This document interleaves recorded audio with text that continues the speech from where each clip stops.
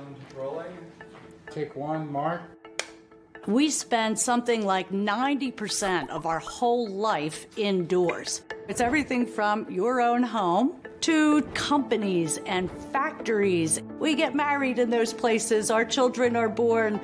Some great scientists invent a cure for disease in those buildings. But buildings are some bad news for the climate.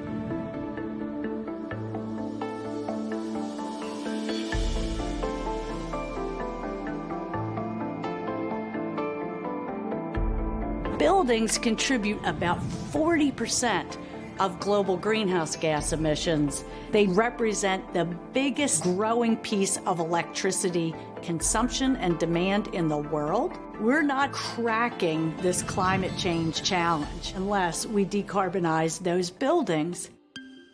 When you look at a building, there are key aspects of it that enable it to run. It's the heating and cooling, it's the lighting, it's all of our appliances. All of those things together add up to a very significant energy load and a big cost. That's what we can go after. Replace the old HVAC, get rid of the old incandescent lights and add the new LEDs. Put in those windows that have high efficiency. That's where digital smarts come in, where you can add sensors in a building that say, hey, nobody's in this part of the building, so let's ratchet back that air conditioning that's otherwise blasting. And don't worry about the upfront cost. Why? Because upgrading will generate savings that now can be used to finance the project in the first place. You're cutting 20, 40, 80% of that energy bill. When organizations begin to look at this journey towards sustainability and net zero, a whole lot of unexpected promise comes to the fore. The head of a public housing authority, for example, just wanted to cut some costs, but get into the effort, and here's what came to life.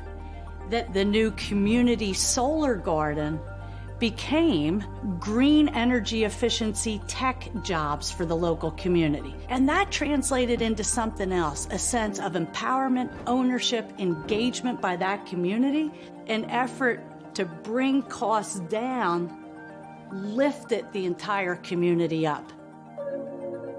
We're at a turning point where piecemeal action is catalyzing whole communities to take action like never before, and they can do it on the basis of the tangible examples that prove the point that climate action is actually not only good for the environment, but it cuts costs and it creates jobs at the same time. You know, buildings are pretty important in our lives. Buildings aren't just bricks and mortar. With technology and partnership, we can change those buildings into flexible, agile assets. And it is bringing us the opportunity to tackle big issues like climate change.